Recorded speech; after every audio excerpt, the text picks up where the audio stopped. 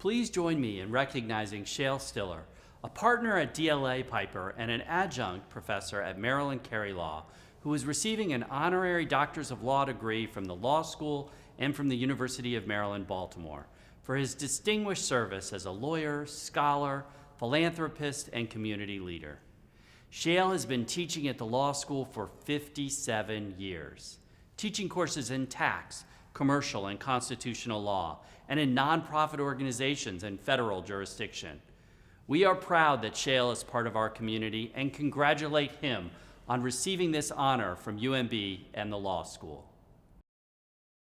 Under the authority granted by the State of Maryland to the Board of Regents of the University System of Maryland, and by that board and the Chancellor delegated to me, I confer degrees with all rights and privileges thereto appertaining.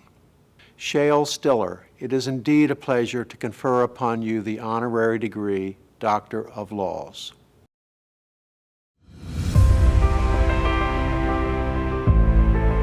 We are pleased to present the honorary Doctor of Laws degree to Shale D. Stiller. In 1963, the Maryland Law Review published Shale's book review of a biography of Justice Oliver Wendell Holmes.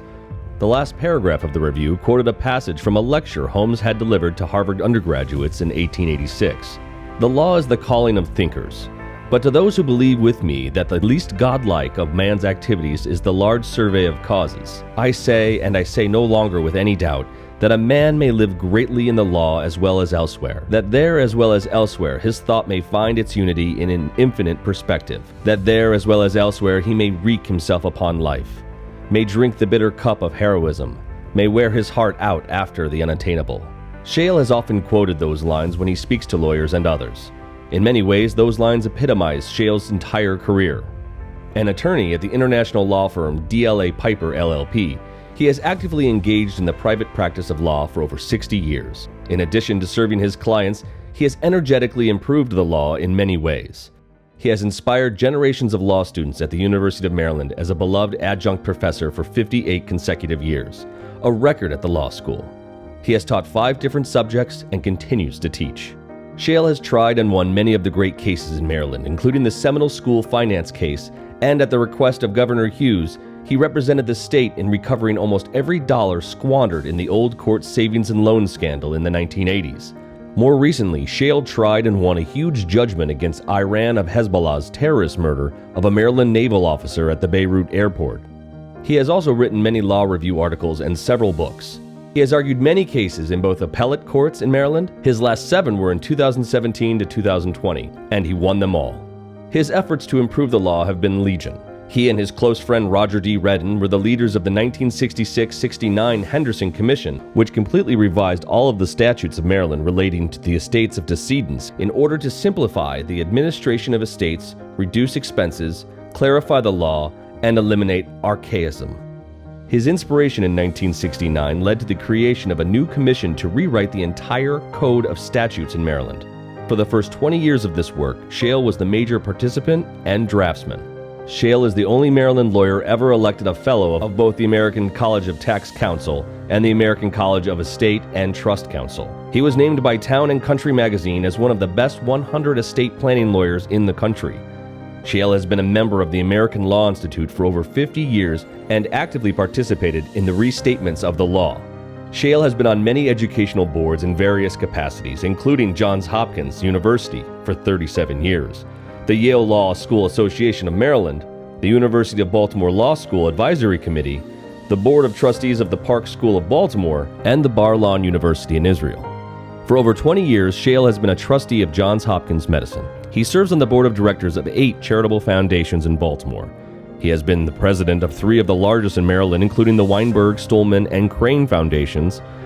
He has also been an officer of several Jewish organizations, including the American Jewish Committee, the Associated Jewish Charities of Baltimore, the Jewish Family and Children's Service in Baltimore, the Baltimore Hebrew University, and the Baltimore Jewish Council. Some individuals are elected to boards of directors for the honor, not Shale. He rolls up his sleeves and goes to work. He is a disbeliever in the notion, to get along, go along. He has never hesitated to challenge sacred cows, and in most instances, he has persuaded his colleagues on charitable boards that substantial improvements can be made in their administration. Shale's awards are too numerous to list.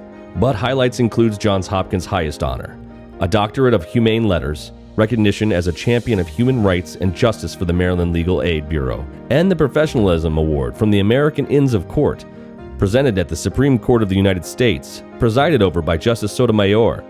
Shale is only one of 3 lawyers ever designated as a living legend by the Bar Association of Baltimore City. While a full-time lawyer, he obtained a Master of Liberal Arts degree at Hopkins with honors. Shale is known both as a practical joker and as a ferocious devotee of literature, classical music, history, and the theater, all of which he shares with his dear wife of 38 years, Judge Ellen M. Heller.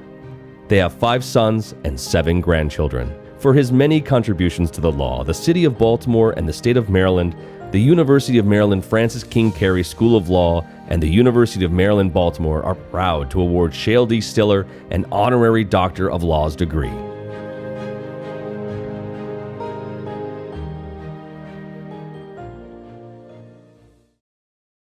Dean Tobin and other distinguished leaders of the University of Maryland. This is, of course, the highest honor I could receive from the University of Maryland Law School. Thank you very much. The honor has great significance to me, not only because the law school has a long tradition of excellence in so many traditional fields of law, and in its clinical programs in environmental law, healthcare law and policy, immigration law, about to expand in a staggering way, all of which have a major positive impact in Baltimore and beyond. Without question, this reflects the superb faculty and its very talented students. This year will be my 59th consecutive year at the law school as an adjunct professor, teaching 5 separate courses over the years. Receiving the award now, the 59th year of teaching, has a special meaning to me. The opportunity to teach at a university enabled me to fulfill my parents' ambition. My parents were children of very poor immigrants from Eastern Europe, their parents arriving around 1904. My parents were very intelligent, but my grandparents had no money for them to go to college. My father had enormous respect for universities. And when, in 1963, I was invited to teach at the University of Maryland Law School, my father, who was then still alive, was so proud. Some of you may wonder how a young kid of 27 years could be offered to begin teaching at the law school in February 1963. Sometimes these things are a sheer matter of luck. I graduated from Yale Law School in 1957 with, of course, no clients. I thought it would help if I would write a law review article for the Maryland Law Review. And so, in 1958, I wrote a very long article with over 200 footnotes dealing with security devices on personal property. This was the pre-Uniform Commercial Code era. The Maryland law on that subject was as complex and confusing as you can imagine. An excellent scholar in the field at the University of Maryland Law School, Bridgewater Arnold, who later became an associate dean, and I would frequently talk about the issues raised in my article and the hope which the Uniform Commercial Code would provide. In January 1963, the then dean, Bill Cunningham, called to tell me that Bridgewater Arnold had become very sick and would not be able to teach commercial law for the spring semester. Cunningham asked me if I would teach the course. I leaped at the offer, but he specifically said to me, "Shale, you know this is just for one term and one term only."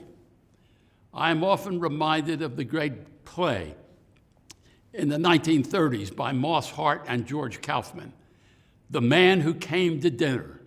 This was a story about a dinner party to which a well-known doctor had been invited.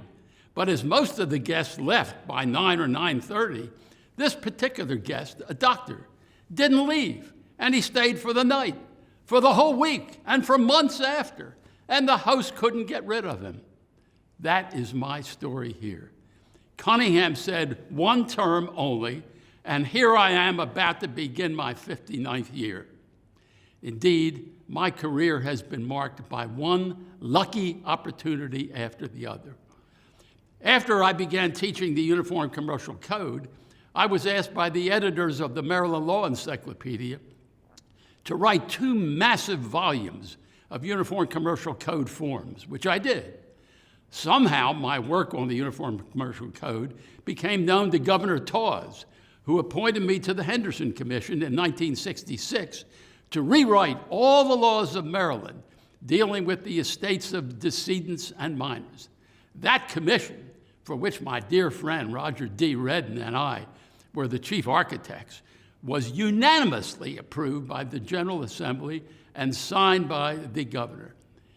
Its success went to Roger's head and my head, and it led both of us to recommend the creation of a new commission to revise all the statutory laws of Maryland, horribly disorganized and recondite. Roger and I led that effort for over 20 of its 40 years. Just a few years ago, the work was completed. There are now 62 volumes of the laws of Maryland, which have been brought up to date both in form and substance. The revised editions have been a boon to lawyers, to law professors, to students, and most importantly, to the general public. My litigation career has been varied, but the common result of the cases has been their precedential impact on major policies which affect the people of Maryland. In 1985, Governor Hughes appointed me as special counsel for the state of Maryland in the savings and loan scandal, which involved the largest financial fraud in the history of the state of Maryland, committed by the owners of the infamous Old Court Savings and Loan Association. We were successful in ultimately recovering almost 90% of the money for those who had been defrauded. Another important case for the good of the body politic was the school finance case in late 1979 and the early 1980s, which resulted in a commission which significantly increased the funding for public education. Finally, as a result of my teaching at the law school, and that's a whole nother story, I was engaged to represent a Maryland family whose son was a naval officer who had boarded a TWA airplane in 1985, leaving Athens, Greece, bound for the United States. Hezbollah terrorists hijacked the plane and murdered that fine naval officer. We sued the government of Iran and in federal court, and after a month-long case, the family received a huge verdict in the tens of millions of dollars. It was not perfect justice, but the case has set precedent for some redress for victims of terrorism and a warning to those countries who engage in these heinous acts. In conclusion, I have great pride in being a lawyer. There are very few countries in the world today where the rule of law, as we visualize it, is as important to the integrity of our values as it is in the United States. To solve the great problems of our society, we need due process and knowledge. We need to debate fairly and with inclusion of all sides. As Justice Oliver Wendell Holmes once wrote, and this is a word of wisdom to everyone, quote, "Certainty generally is illusion, and repose is not the destiny of man." The law gives us guidance, boundaries, fairness, and equity. And most importantly, it does so against the backdrop of our Constitution and existing laws. It gives us a peaceful chance to make our country better. Today, especially, we need that guidance from institutions such as the University of Maryland Law School. The law school has given me the opportunity to help to inculcate those values into the students. None of this, of course, could have been done without my having a loving, supporting family of 5 children, 7 grandchildren, and my very special devoted wife, who, by the way, once co-taught federal jurisdiction with me for 1 year. I have been blessed with this special honor, Dean Tobin. I thank you very much.